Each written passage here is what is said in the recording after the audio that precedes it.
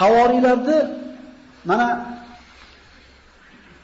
12 tasi iymon keltirdi. Eslasanglar, dasturxon egasi haqida gapirgandik, Musa alayhisalom qissasida.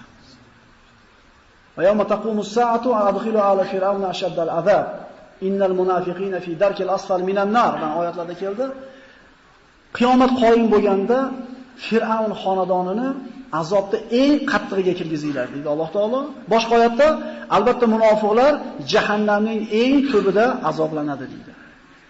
Hadisda keladi, jahannamdagi eng qattiq azob Fir'avn oilasiga, munofiqlarga va dasturxon egalariga beriladi deydi. Xuddi kecha aytganimizdek bu dasturxon egalari to'g'risida vaqtda o'shiga e'tibor beringlar, birodarlar. Shu 12 ta iymon keltirgan havoriylar iymon keltirdi, lekin baribir qalbida taraddud, ozgina shak borligidan aytadiki: "Ey Iso, seni Robbing bizga osmondan dasturxon tushirib bera oladimi?" Moida surasi bor. Moida degani shu dasturxon degani. "Iz qolat va iz awhaytu ila al-hawariyina an aminu bi va bi rasuli qalu amanna washhad bi anna muslimun iz qala al-hawariyuna ya Isa ibn Maryam hal yastati'u rabbuka an yunazzila alayna ma'idatan minas sama?" Parvardigoring osmondan bizga dasturxon tushirib oladimi? Qalu taqulloha in kuntum mu'minin. Agar Allohga iymon keltirgan bo'lsanglar, qo'rqinglar bu gapni gapirgani. Qalu nuridu an na'kula minha wa tatma'inna qulubuna wa na'lamu an qad sadaqtana wa na'lamu anna sadaqtana wa nakuna 'alayha minash shahidin. Iymon keltirdik, lekin qalbimiz taskin topsin, ini ozgina yeylik. Alloh taologa Iso alayhisalom bir qalin dag'al bo'lgan, jundan bo'lgan kiyimlarni kiyib o'zini xor tutdi. Alloh taologa iltijo qildi va so'radi.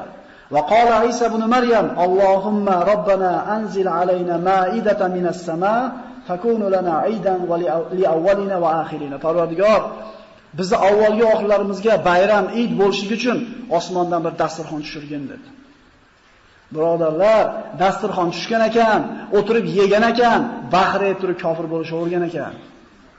Biz kulmaylik, yig'laylik bunga. Qanday bir badbaxt odamlarki, yeb, ko'rib, ta'mini totib turib ham yana kofir bo'lib turavergan. O'shalardan qilib bo'lmaganiga yig'laylik, birodarlar, xursand bo'lganimizdan. Bu qissalardan oladigan xulosamiz shu.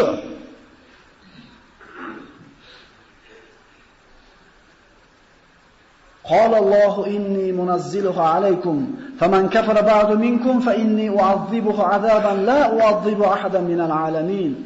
Dasturxonni tushiraman deb Alloh taolo. Dasturxonda tushganiga guvoh bo'lib turib, bundan yeb turib, yana kofir bo'lganlarni butun olamlar ichida hech kimni azoblamagan azobim bilan azoblayman dedi. Ular qarab turishdi, osmondan tuzalgan dasturxon jannatdan yerga tushdi, birodarlar. Hamma yemoq-ichmog'i bor edi. Rivoyatlarda keladi, butun ana shu shahardagi Banu Isroilda hammasini chaqirishdi. Butun shahar o'tirib yeyishdi. Lekin 12 tadan oshiqcha ziyoda bo'lmadi iymon keltirgan inson. Bu mo'jiza bir ko'rib qo'yib turib ko'zda bog'lashlik emas edi.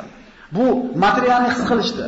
Ushab ko'rishdi mevani, yeb ko'rdi, qonni to'ydi, qonni ichdi. Demak, rost ekan, shunda ham iymon keltirish olmadi, birodar.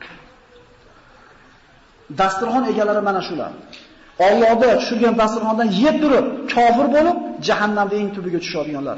O'sha paytda yaratib qo'ymaganiga Allohga hamd sanolar bo'lsin. Bu qissalarda nima o'rganamiz, birodarlar? Ko'ngil xushlikami?